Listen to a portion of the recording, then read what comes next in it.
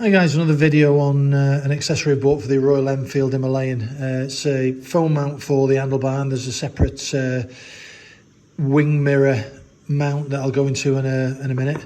It's quite a well sturdy made mount, and as you can see, if you wind the turning knob on the right hand side, it contracts and expands to different size phones, right down to a pretty small phone, to be honest.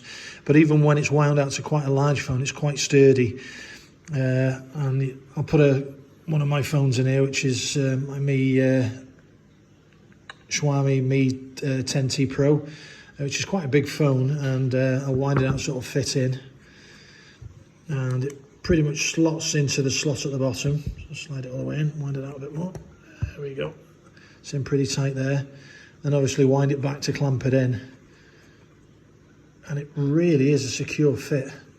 It's exceptionally well snug in there. You can see in this end the barrel, threaded barrel, that takes the middle pin in and out to expand and contract it.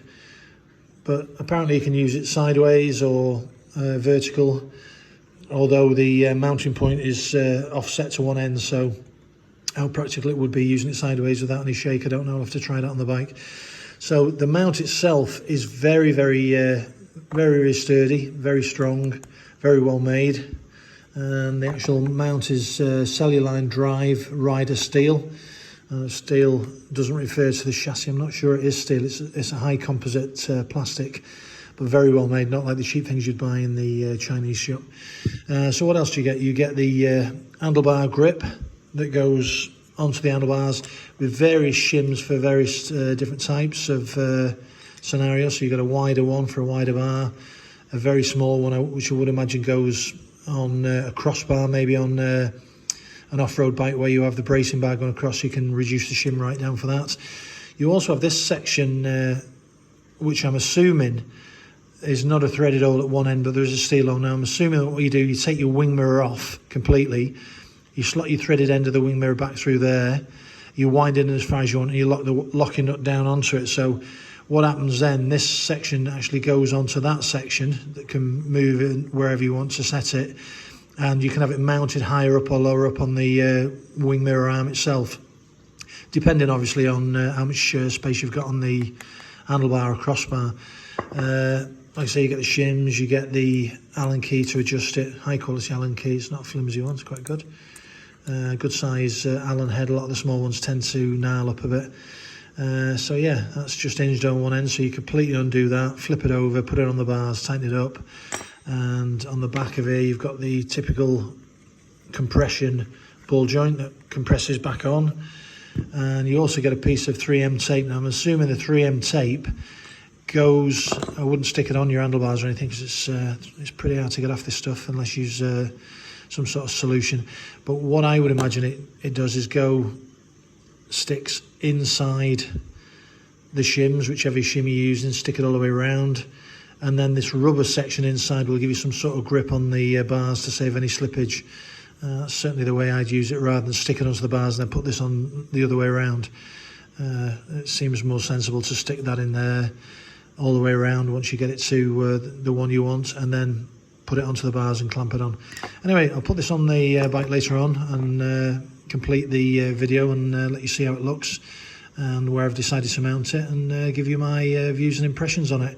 I'll put a link in the description below where you can buy this. You'd probably buy it online anyway, but I bought it from MediaMarkt here in Spain. MediaMarkt is a European chain of electrical goods. It's in Germany, France, Holland, and throughout Europe. I'm not sure about the UK or America, the United States I should say. But yeah guys, I'll get this on the bike and let you know how I get on with it. So there you go guys, there's the mount fixed to the bike in its lockdown position. It's not wound out. I said for adjustment, it's a case of winding the winder on the side. All the gears and everything inside are all metal. It's quite high quality, good solid construction. I've tried a couple of phones in here, my iPhone and my Xiaomi phone, and both of them sit really well, both in landscape and in portrait mode. What I would suggest doing, if you're not using it, if you do purchase this particular model, as I'm doing now, I would wind it all the way back in and lock that button down tight, because what you don't want if you're riding along is any vibrations to carry on. That is solid now. Any vibrations unlocking that thread it may wind itself out. Now, I haven't gone that far, but if it does, maybe it would come apart, I'm not sure. But it's really solid, good construction, guys. Good way of slotting your phone in these grooves. Sits in really well, holds well. There's a couple of rubber cushions on the back as well. So all in all, yeah, quite a nice piece of kit. I would say $24.95 here in Europe, and in my mind, well worth buying. Okay, guys. So there we are, guys. There's the phone mount mounted on the handlebars. You're back online. You are on the fastest route. You should reach your destination by 16:36. Google rabbiting away there. Yeah, really good piece of kit. Really sturdy, well made. Sits well on the bike. The bracket is really sturdy on the handlebars. There's no movement whatsoever there. Good system to clamp it onto your phone.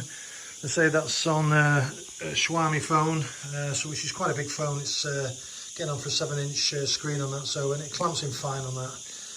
It's really clamped in well on the turn clamp at the bottom. They're all metal brackets at the back on the fixings. And landscape mode, it's just a case of turning it the other direction. And again, when you sat on the bike, it's perfect for reading landscape or in portrait mode. I'll just jump over on the bike, getting a riding position. I'll give you an idea where I am in relation to the bars. So you can see it's really viewable. You can see all the clocks over the top. If I turn the bars, there's no problem reading anything. Quite close to you, so you probably would hear the spoken instructions as well. So yeah, all in all, I mean, even if you have it connected to the Tripper and you're using the two in conjunction, you could turn the screen off on the phone, and I would imagine where it is, if the volume was up, you get the turn-by-turn volume from the phone and the visual indication from the Tripper on the clock in front on the right hand side. So yeah, quite a nice bit of kit. Like I say, $24.95 here in Europe. I'll put a link to where you can buy it online and in store.